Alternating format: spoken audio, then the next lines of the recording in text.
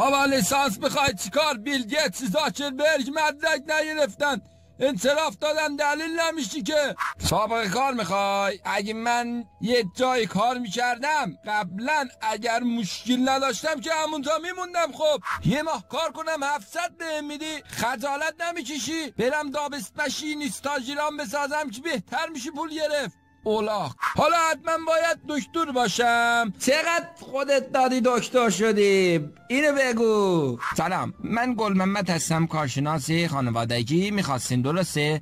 من فوق تخصصی کارشناس خانوادگی و مسائل جدی اجتماعی هستم.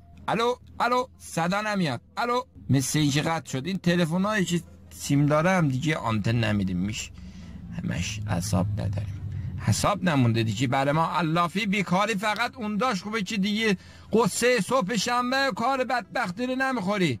همیشه به طور یک نواختی، یه جوری مساوی، همینجوری یک نواخت بدبختی.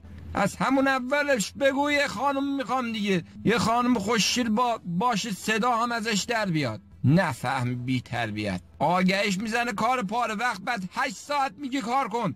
خب این چه پاره وقتیه که ما 8 ساعت پاره میشیم؟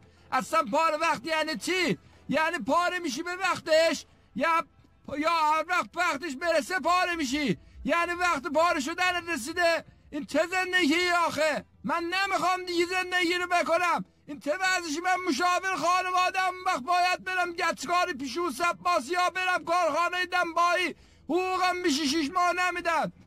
اعصاب نداریم.